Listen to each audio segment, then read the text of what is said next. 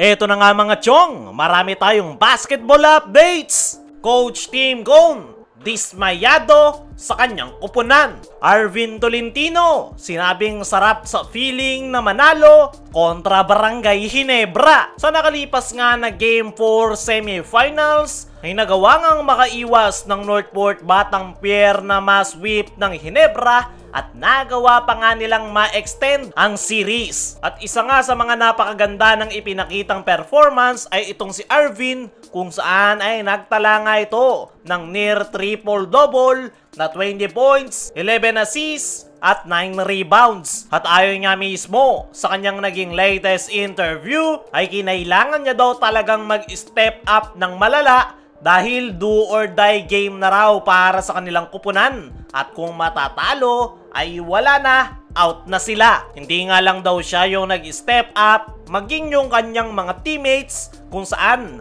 nakahanap nga raw sila ng paraan para matalo ang Barangay Ginebra.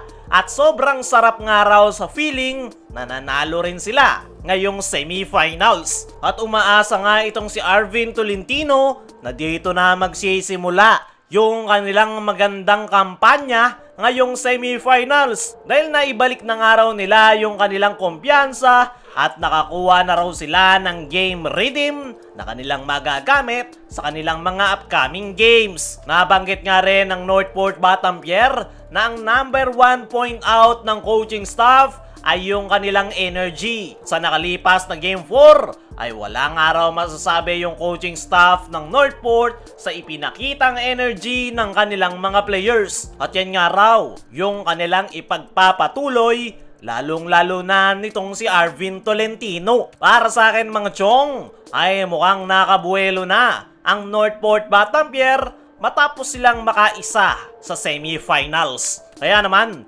hindi talaga po pwedeng magpa-easy-easy ang Barangay Ginebra dahil possible na magtuloy-tuloy yung magandang inilalaro ng Northport Batang Pier, lalo na ngayon na mukhang na-figure out na nila kung paano sila lulusot sa depensa at anong klaseng pacing yung kanilang ipapakita na kanilang magiging advantage kontra Barangay Ginebra. Ayon pa nga kay Arvin ay hindi nga raw naging madali yung kanilang pagkuha ng panalo ngayong semifinals dahil grabe daw talaga ang Ginebra pagdating sa playoffs. Kita naman daw yan noong Game 4 kung saan napakaganda nga raw ng inilalaro ng kanyang kupunan at struggling ang Barangay Ginebra. Pero hindi nga daw nila magawang makalayo dahil kahit struggling ang Ginebra ay nagagawa pa rin daw nitong mamanage ang laro at muntikan pa daw silang ma-never say die sa dulo. Kaya umaasa itong si Arvin na magtutuloy-tuloy yung kanilang magandang performance at kailangan raw nila ng A+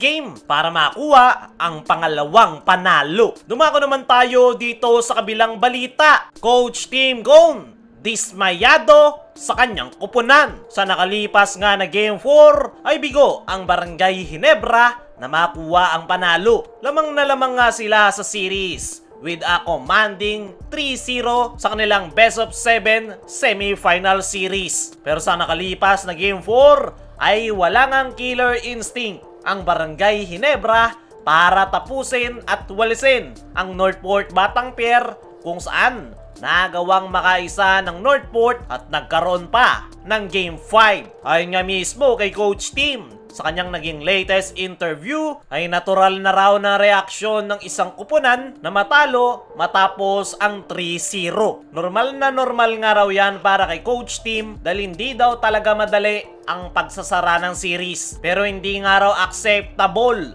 yung naging performance ng kanyang kupunan, kung saan hindi talaga naging maganda yung kanilang panimula at nagtala nga sila ng 18 turnovers. Pero hindi nga nangangulugan yan na hindi niya binibigyang credit ang Northport Batang Pier dahil ayon mismo kay Coach Tim ay talagang napakagaling raw ng naging adjustment ni Coach Bonitan para sa Northport Batang Pier. Ang naging problema lang daw ni Coach Tim ay sa kanyang kupunan, kung saan hindi raw talaga maganda yung inilaro ng kanyang mga players. Hindi nga po pwede ang slow start sa semifinals at sa dulo lang sila bubuelo dahil mahirap nga raw maghabol. At ganyan nga raw yung nangyari sa nakalipas na Game 4, kaya bigo silang makuha ang panalo. Tanggap nga ni Coach Tim ang pagkakatalo ng kanyang koponan, pero hindi nga nito matanggap yung performance ng kanyang mga players. Kaya naman, kinakailangan nga raw nilang i-review yung kanilang naging performance sa nakalipas na Game 4 at ipakita sa kanyang mga players kung ano-ano yung mga mali nilang nagawa na tinake advantage ng Northport Batampier.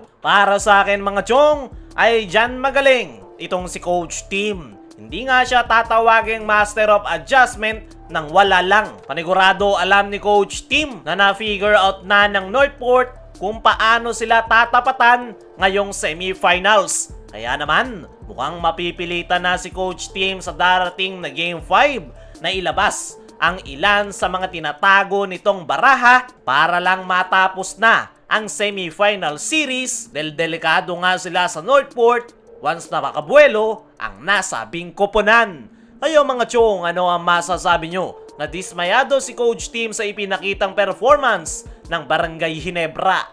Ano rin yung masasabi nyo? Na masaya si Arvin na nanalo ang kanyang koponan sa semis kontra Ginebra? I-comment mo lang dyan sa ibaba.